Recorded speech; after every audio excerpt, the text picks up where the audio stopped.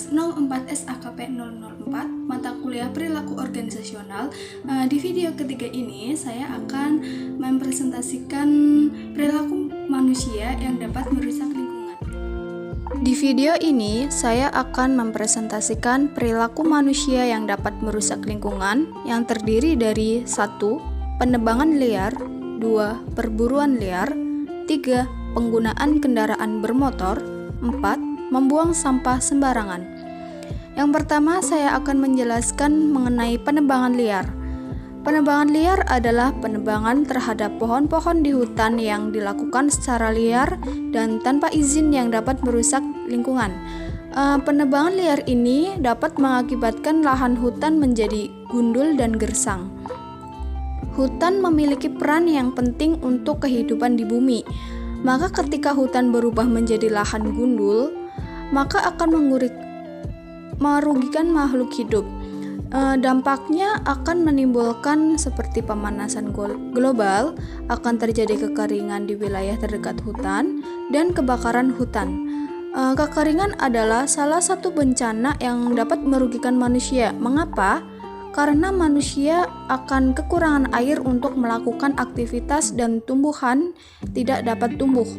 Selain itu, penebangan liar juga dapat menyebabkan longsor dan banjir. Selanjutnya, yang kedua saya akan menjelaskan perburuan liar. Perburuan liar adalah pengambilan hewan atau tumbuhan secara ilegal yang bertentangan dengan peraturan konservasi. Perburuan liar biasanya dilakukan untuk mengambil keuntungan pribadi dan dapat mengakibatkan kerugian bagi lingkungan.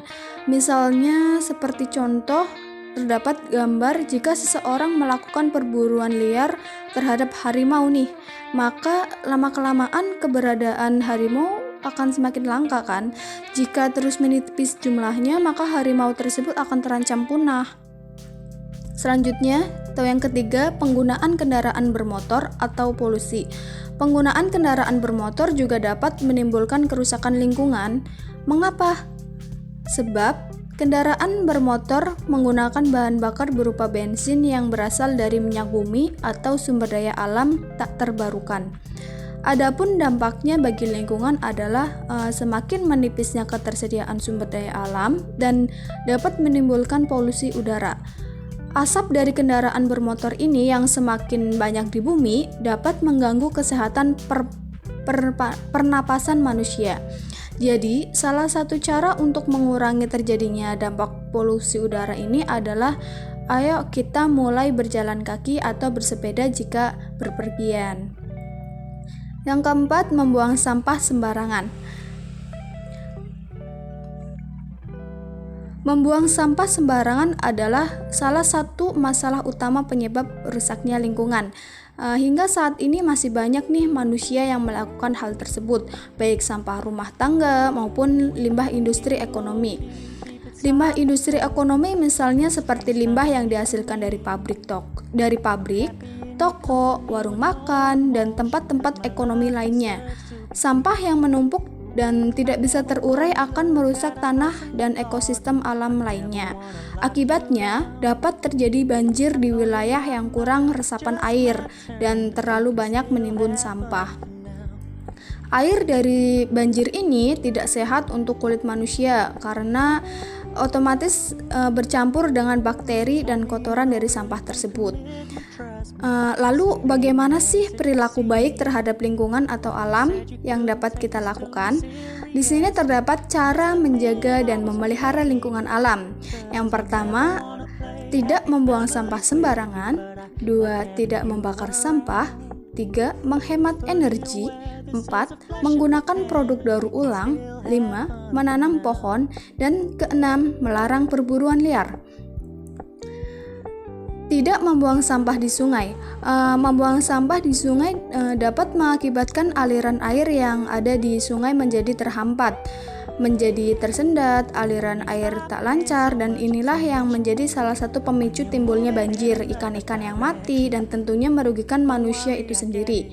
Yang kedua, tidak membakar sampah. Membakar sampah dapat melepaskan gas-gas yang menyebabkan kerusakan ozon, mengatur jumlah atau posisi sinar ultraviolet yang masuk ke permukaan bumi, melindungi bumi agar sinar ultraviolet tersebut tidak langsung mengenai permukaan bumi, menyerap sinar ultraviolet, menjaga suhu di bumi agar tetap stabil, melindungi permukaan bumi dari benda-benda langit yang jatuh. 3.